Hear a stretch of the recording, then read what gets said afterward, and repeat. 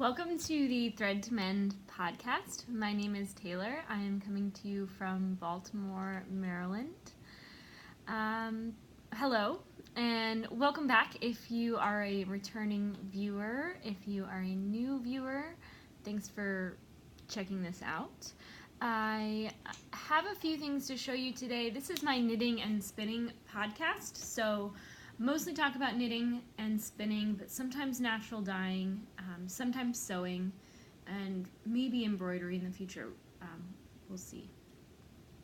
So if I'm looking at the camera weird today, it's because I have a new setup. I'll get into the details later, but I'm recording from a tablet, so the camera's like on this side of this big screen I'm looking at, so it's a little disorienting. And bear with me as I adjust. So last episode I talked about my excitement in casting on the rain shawl. I am still really excited to cast that on, but it hasn't happened in the last 2 weeks. I had forgotten that I had arranged a trade with my friend Claire to knit her a pair of mucklucks. And so I started on those, and they required the same size needle. So I was in a pickle of casting on both at the same time. This is still my little Charlie Harper knitting bag by Knitting Nelly, who I bought from Little Lion Head's store on Etsy. And I finished the first, well, I still have the afterthought heel to do, but the first is done. This is knit with my, see the color's gonna change. My tablet is in this round blue chair, so when the window light casts on me in this warm orange chair, you can see these warm tones, and then when I bring it close to the camera, it's just like very cool, and that is not at all true. So this is the true color. I guess you can, it's not bad. You don't really want to look too closely at my hand spun anyway, these mucklucks, because it's not perfect, but it gives it a nice little like rustic look. Obviously this is not blocked and it'll come out a lot smoother once it is. So this yellow here is my hand spun dyed with onion skins, and this is a Cordale cross with Columbia. It's a fleece I bought in 2016 at the Maryland Sheep and Wool Festival. This is my first fine wool fleece. So I learned to spin on this fleece. This is probably one of the last two skeins. The last two skeins that I spun of that fleece were both like 150 grams, so, you know, a lot of practice, a lot of fleece. The red color is a Cascade 220 skein that I over dyed with my Jacquard acid dyes. The first, so you might not be able to tell. I'm just going to move my tablet for a minute and see if I can pull this. Yeah. So you can see how it's very subtly variegated, like super subtle. At a distance it just reads like one color, but you can see, look on the side there, there's hints of like gold. So this skein was originally from a exhaust bath. I had like played with speckling yarn, and I had a bunch of like red in the pot, so I just threw this skein in and it was pink, and I just held on to that skein for every exhaust bath I needed, and it was just like a junk skein. Well, I then put it in a bath of yellow, and it just came out this brilliant, weird, awesome color. We were talking at the studio about which house we would be in Hogwarts, in the world of wizardry, and she was like Gryffindor, and of course, like, you know, a lot of people say that, but like I believe it, she's totally Gryffindor.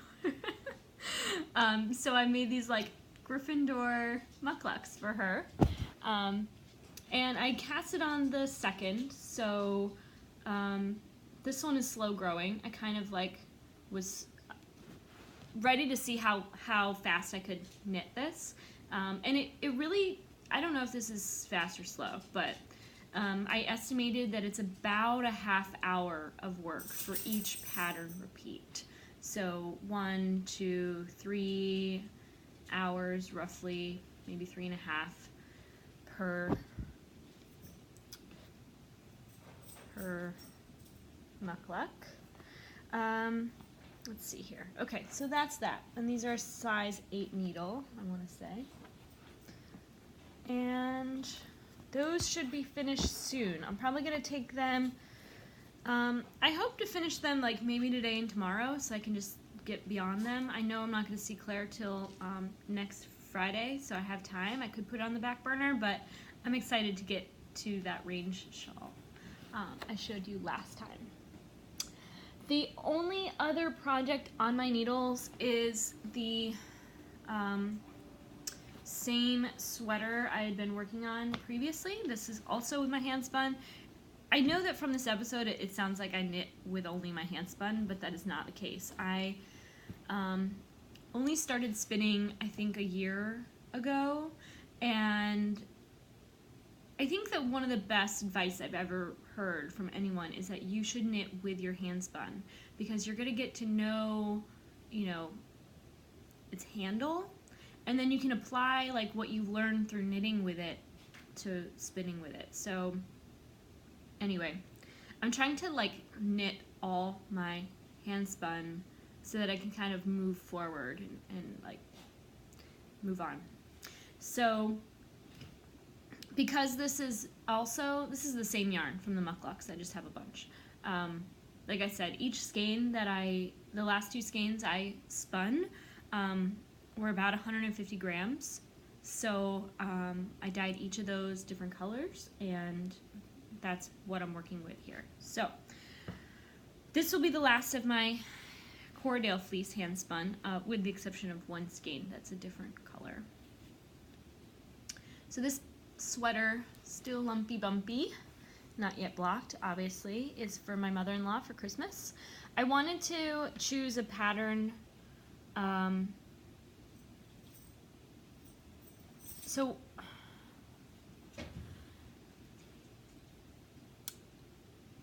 let me just preface this with saying that I know that Karen is gonna love anything I make her. And I kind of kept that in mind when I like chose a pattern for this project, because this yarn is not, I mean, it's hand spun, it's decent, but I'm a perfectionist, so I'm like, oh, it's not like the very best, I don't know, whatever. In my mind, it's mediocre, because it's what I learned. It was like the best of what I've ever done with at the end of my learning curve, essentially. So I had this thought in mind that it's mediocre, which I shouldn't, I mean, that's not a bad thing, it's decent, right? So I'm just realistic. So I was like, well, I'm gonna choose a mediocre project for my mediocre yarn, and it won't feel like the pattern outshines the fiber, or that the fiber, I mean, I don't know if fiber could outshine a pattern, I guess it could, but anyway, I chose a basic raglan shape because I knew I could fudge the sizing. I could be oversized and look intentional, and I guess I could have done that with a drop shoulder too, but I felt like the raglan was a little bit more normative. I wouldn't make her instantly look like she's straight out of the 80s if I did the drop shoulder and it was a little wonky, right? So a little wonky raglan seemed kind of safe. And I'm just guessing her size. Like, she's my size, but she's mom, and she's like, I don't know, not even maybe 20 years older than me, 25 years older than me. So she's about my size, but wears things a little looser, and so I just went like with the biggest size I would want to wear, basically. And because, I don't know, how do you, without knowing someone's measurements, how do you knit for them? You just guess, right?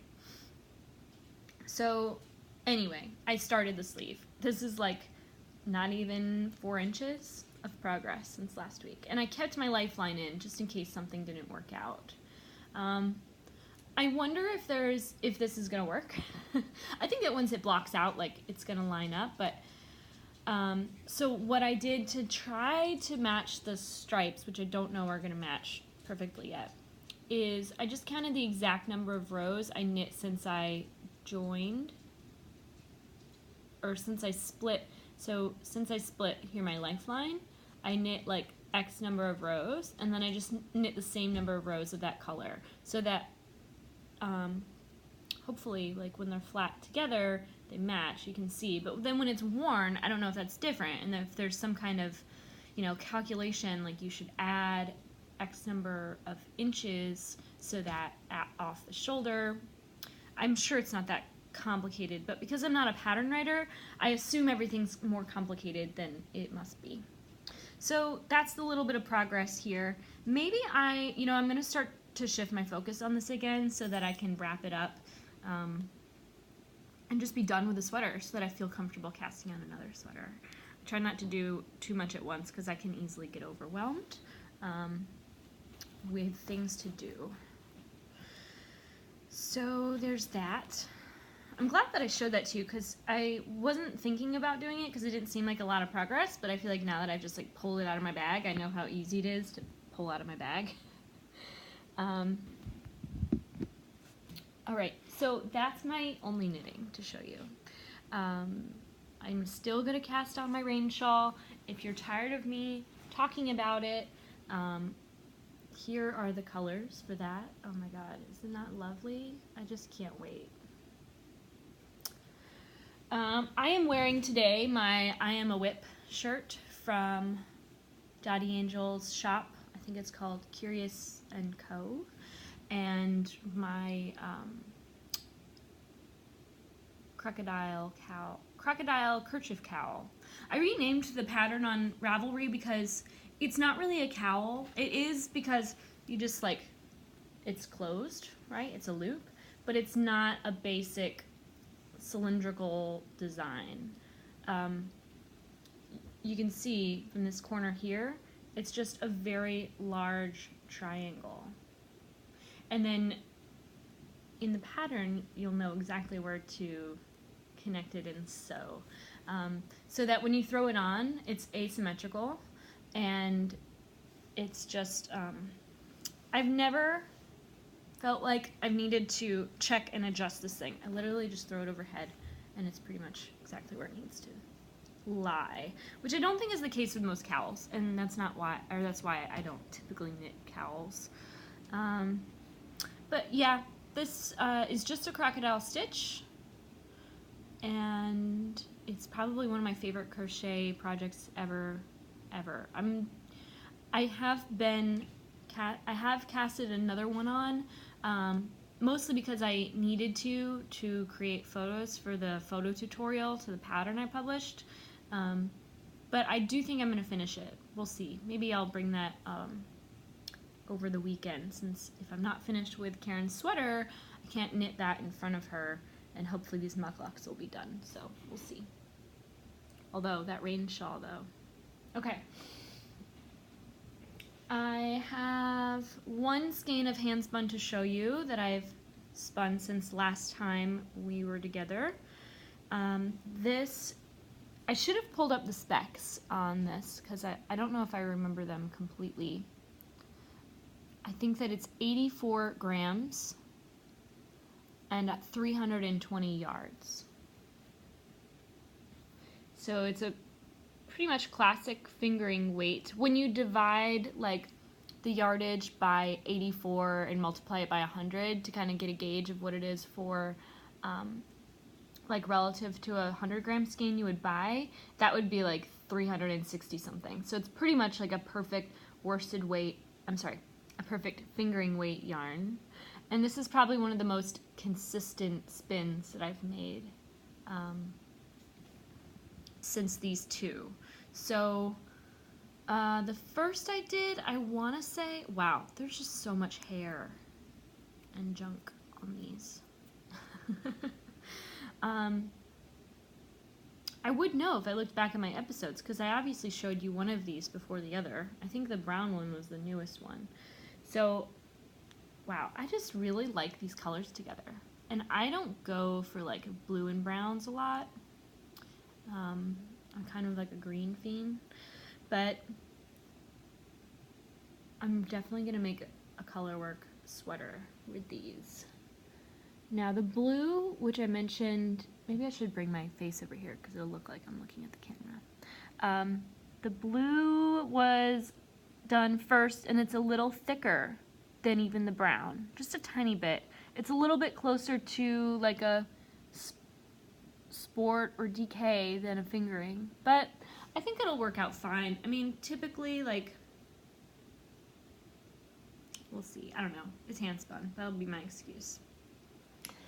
And I just have, this is not at all exciting to show, but I want to say her name is Lavanya Patricella on Instagram, posted her new, well, it's a brioche pattern she uses in like beginner brioche workshops. She published it on Ravelry for free for 24 hours, and I was lucky to see it. I think it's probably for sale, I'm sure, if it's still up. I'm sure it's still up. But I plan to knit that pattern with these two skeins. They're just a cascade yarn that I bought a long time ago from yarn.com. I used to shop for yarn online a lot. I don't typically do that anymore because I never know what I'm getting.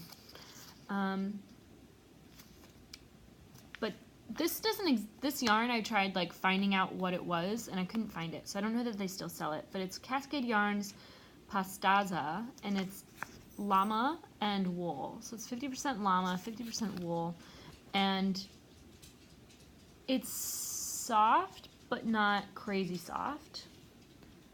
And I just want to make a chunky brioche hat for my friend Tommy because I think I promised her a knitted thing. I just love her and I wanted to make her something. So I had the yarn, and now I have the pattern, free pattern. I can probably whip this up like this afternoon, I'm sure. And maybe I will, because it would be nice to get that over to her like as a surprise. So I have this hat to cast on, my mucklucks to finish, eventually the range shawl, and I have one more acquisition. Well, one acquisition. I bought myself blocking tiles. Knitpicks had a sale. It was like 25% off, and they were like 12 bucks. I think I paid under 20 with shipping and like a little add-on.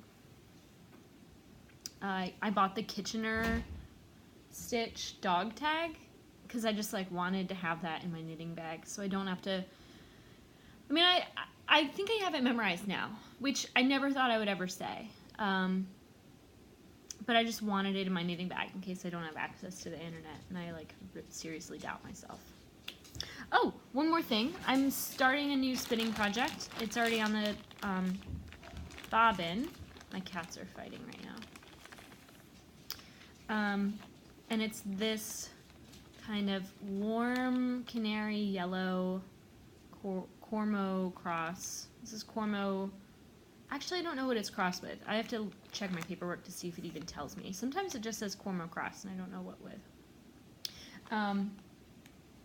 But this is Cormo fiber dyed with goldenrod that I collected from the roadside near my in-laws' house. And this is half the weight. So what I typically do is I make sure I have all of the fiber prepped, and then I weigh it all and get the total weight, and then I remove it till I have half still in the scale, and then I'll bag up and separate half of it from the other that I spin from. So I have like a bowl right by my wheel with more fiber that I spin, so that I can have kind of a weighted amount on each bobbin, and that brings me closer to like an even amount on the bobbins to ply together. There's like only one time, it was that brown skein, that I spun 2 bobbins, and when I was done plying them, they were perfectly matched. Actually, that's a lie. It wasn't the brown skein, because I have one of my 2 bobbins. I just, when I have extra of a single, I just leave it on my bobbin, and then when I spin my next round of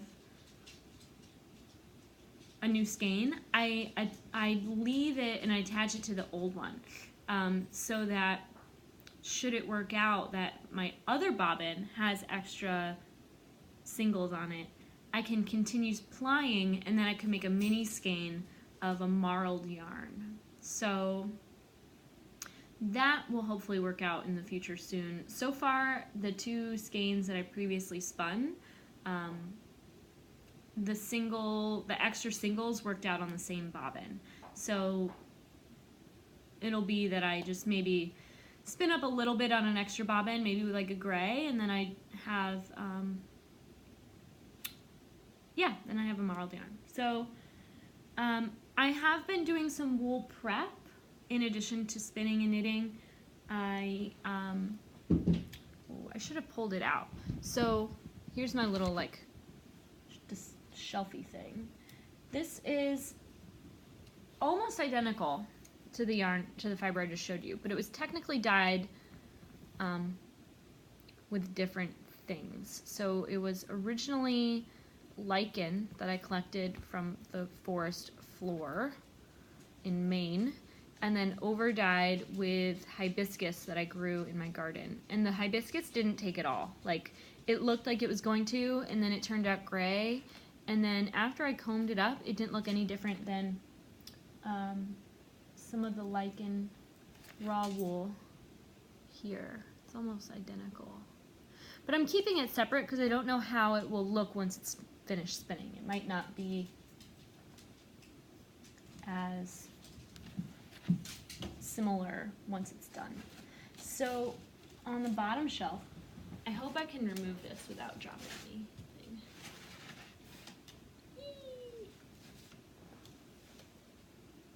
Okay.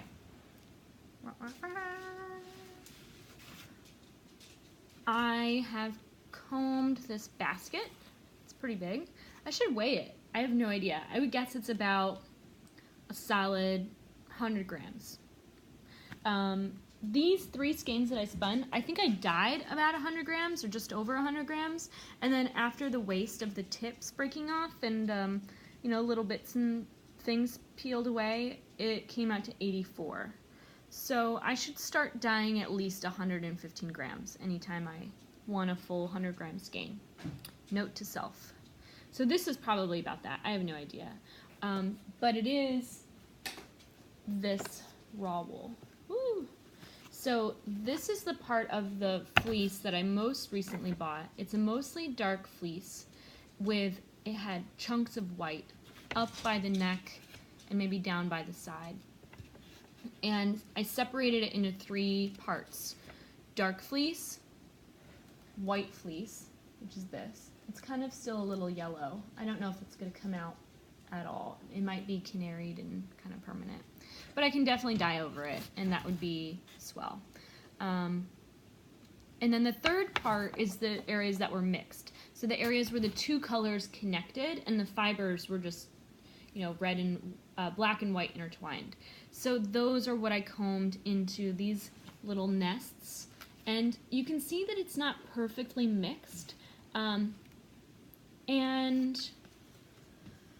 I don't know, I've been spinning a lot of solids, and I like solids, and I'm happy to work with solids, and I don't feel like I don't know what to do with them. I feel like sometimes you make like, not crazy, but you make really like interesting yarn, and you're like, this is so interesting, I don't know how to work with it. I don't think this would be that, but I think it'd be closer to that than solid. If it's like, I just don't know how it's going to turn out. So you can see this one is a good example. It has a lot of white right there. And then some of them are like a little more mixed. Some of them are a little darker.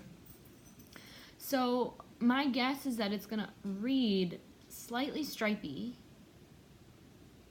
and maybe a little tweedy, like a little marled-y. Like if I do a 2-ply, it might look marled and it might have a solid effect. But it might have some stripiness to it if I spin skein like balls that are very much like this. Lots of white or lots of dark. So I don't know. My second thought is that I could put this on my drum carder. So it's combed, so it's ready to spin, worsted prep. But if I put it on my drum carder, I could blend it better and have a true gray. but it'll be a woolen prep. It might not be a true woolen prep. It might be like semi-woolen or semi-worsted, but I would be a little, I would wonder if it would work into the same project. Like if I would want to work it into the same project as one of these skeins that's worsted, right? So it might just, after spinning and then it's plied and then you take it off the wheel and you soak it and it blooms and it dries. Wool really has like a life of its own. It really becomes whatever it wants to be. And so if it's a slightly worsted prep, it might be fluffier, which would be nice. It might be warmer, which would be nice. I feel like I'm talking myself into reprocessing this on my drum carder to blend it. It wouldn't be a bad blending experiment. I've been thinking about doing more blends. I don't know. I'm gonna sit on it for now because I'm still spinning that yellow fiber, and then I have some more fiber that's prepped too I could work with. These are little nests of wool that are from a gray fleece that I over-dyed with pokeberry, and so those are ready to go. I mean, can you see how lofty and crimpy, like maybe just compared to, I don't know, it just feels different. And this is a different fleece than these 3 and now the 4th that I'm spinning. So these are all from the same, and this will be different. So maybe that would be like a fun little break to kind of have in my hands a different fiber that handles slightly differently. And at the same time, I don't want to lose my mojo with this fleece, especially if I'm like working all of these colors into one project. It might be nice to just keep going with it till it's finished, and then I don't end up with a yarn later that is slightly different than the other weights of yarn I've spun. So on my shelf I still have that same fleece, that white fleece that I'm working with, that I dyed and I'm spinning. This is the same, dyed in pokeberry also. Same dye bath as that gray. I don't know if I'm actually gonna spin this. I was thinking of posting this for sale on Etsy if anyone wanted it. Only because I don't think that I'm gonna spin this pink and put it in the same project. Or maybe I should. I wasn't sure if I would put this pink in a project at all. But now that I look at it, it's so cute. It's like so bright and fun. I hear that pokeberry is not color fast or light fast. So it might fade, and it might fade with time, it might fade in the sun. I just had it out in these baskets and it hasn't noticeably changed at all, but I guess we'll see. So I still have that to prep. And yeah, I've had I guess I'll talk about like me now. Try to leave that till the end, because you know, I feel like if you've made it 28 minutes in, you're like, oh, I can enjoy listening to this person enough to hear them talk about themselves. But let me bring Shippy up. Ooh, girlfriend. So last week, right after recording, it might not have been right after, I think it was a Monday, I brought 2 kittens inside from the alley that the mom had brought into the yard. I have a carrier for any cats that need a shelter, and I knew, just knowing like what it's like to find homes for these cats outside, I knew that it was a golden opportunity to just pick up that carrier and bring it into the bathroom without any drama. So that's exactly what I did, without asking Brian if it was okay, which it was okay, but he's very protective of our older cat's feelings, and she doesn't like it when there are kittens in the house. And so we were kind of like back and forth with how much notice he needs. I mean, he knows that the cats are coming in regardless. Like, we've worked through that, but so I was really distracted with the cats and like having to negotiate like cat rules, and I just whacked my forehead on the door frame to the kitchen door, and like I didn't think much of it in the moment because I just like hit my head, like that happens. But I had a headache for days and I went into like a meltdown mode. I don't know if anyone's had a concussion before, and I wasn't diagnosed with a concussion from a doctor, but I have had one, and I know that like I can tell you when you bonk your head, you're just gonna be upset about stuff for a short while, and it's completely like physiological, and there was nothing truly wrong with my life, but it was a depressing couple of days. I feel great now. That bump isn't even there anymore, but I had a lump on my head for at least a week. So that happened, and in the middle of my meltdown, so this was kind of part of it, my computer died before bed, and I wake up and I plug it in the next day and it doesn't turn on, and I'm like, uh-oh, it's not turning on. And so I just like leave it and I let it charge, and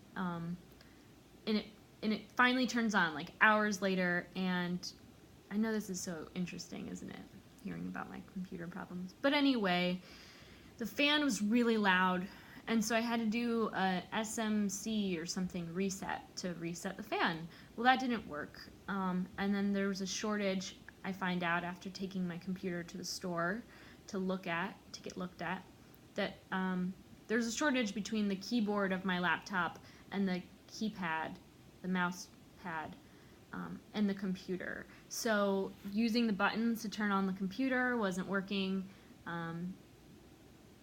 And so it does work with an external keyboard and mouse, which I used so that I could back up my computer stuff.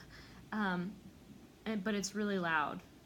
Like, I can't record a podcast on it. So I just like impulsively bought a tablet because I figured a giant phone is future-proof. I don't know what I'm thinking. I just felt really impulsive, and I got a little bit of a discount, so I knew I might as well do it now. I don't know. Obviously, I have anxiety about this investment, but I'm happy that I can record. I think that was one of the things weighing on me when I was like working through my bonked head feelings, is I have like subscribers and I want to like interact with you all, and I felt like my computer was like, no, that's not possible any longer, and I needed to do what I needed to do to make sure that it keeps happening. So with that, I don't know. This week is Thanksgiving. Happy Thanksgiving for you in the United States who celebrate that holiday.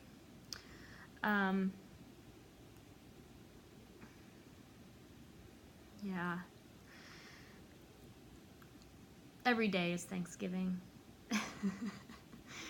So I feel like now I'm just rambling. So I might cut it short.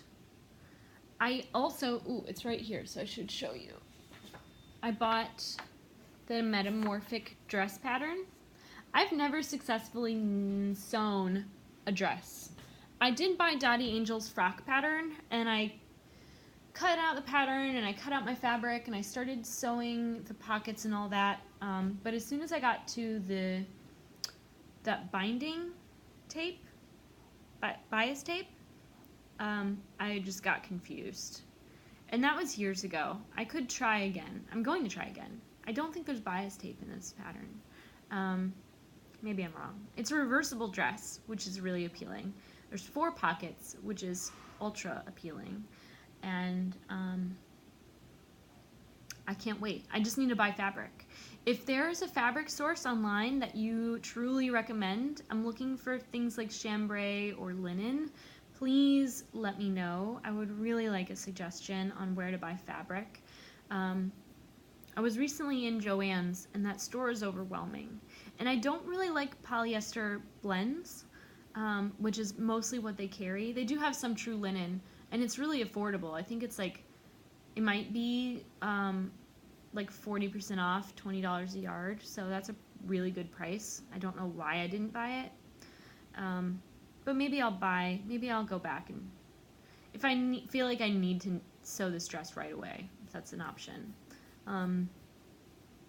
But let me know your suggestions for buying fabric, whether it's online or in person. Again, linen, chambray, maybe some interesting prints would be nice, like for the pockets or something. I don't mean to be a snob about polyester. Like, blends are great. It's just that I don't know if it's like, I don't know. I just feel like when I sweat a lot. Like, I'm active. I'm physically, like, working a lot. And so if I break a sweat in a polyester material, I feel like it just smells. And then I wash it and it's fresh and I put it on, and as soon as it's on my body, it just smells. So I steer clear of polyester whenever I can in buying new clothes.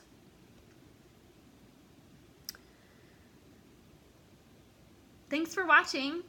If I haven't mentioned this already, you can find me on the interwebs, Instagram as Taylor E. Owen, Ravelry, same name, Taylor E. Owen. I am still on Facebook, but it's less and less interesting these days. I feel like I get my news through a podcast called Pod Save America, and I am one of those people that like would get their news through Facebook. I think we can't help it these days. But I find that, like, the headlines are really annoying. Like, I'm a liberal person, and I feel like there are ways where the headlines just make it sound dumber than it is. It's really not dumb. It's really important stuff. People need to know it. But the spin is just, like, so it's like trying to grab your emotions. And I feel like the people behind the screens should realize, like, we're already emotionally invested. Like, we need to prove that we have brains, and sometimes the headlines are like really dumb. Anyway, weird tangent. Pod Save America is a great podcast. If you don't listen to it, everyone in this country should, whether you're liberal or not. Like, it's created by 3 or 4 people who worked in the Obama administration, and so I get the sense that they really genuinely know what they're talking about in terms of working in the government. So if you have any anxiety about what is going on in our government right now, I find that this podcast is really comforting because it makes me feel like I am not alone in my shock and utter disgust. I hope I'm not offending anyone by sharing my point of view, but I think there are a lot of things right now that are happening that are really, really disturbing. And it's just a nice platform. They're bringing they're creating a larger platform for people who don't have that megaphone, that might be, I don't know, whatever. I'm rambling. It's a great podcast. Pod Save America, Pod Save the World has foreign affairs. There's a new podcast that they're doing called Crooked Conversations, which I just started listening to. And then there's like Pod Save the People with Ray McKesson. That's a really great podcast too. Yeah, so those are my recommendations. Pod Save America. I'm a friend of the pod. I hope you have a great holiday, and I hope to record between now and next week. I'm gonna start knitting for real. I stopped. And I don't know why I say typically, because I've recorded 4 episodes. There's nothing like typical to that. But I like to record on Wednesdays. Today I'm recording on Tuesday because they are repaving our road. So I didn't know if I would have an opportunity without like loud machinery to record this week. So I just did it as soon as I could. Otherwise, I think I would have had more to show you. I definitely, so as like podcaster to podcaster out there, like I wonder if you all sometimes feel like pressure to like get stuff done just to show it off, because I definitely felt that. between my last episode and now, Eva from the Charm of It gave me like a shout out, and now I have people watching, which wasn't the case as much. And so I was like, I gotta have things to show them, and that was like part of my meltdown with the computer. Anyway. Shippy needs a bath. I'm gonna give her a bath today, and I will see you all soon. Happy Thanksgiving. Bye.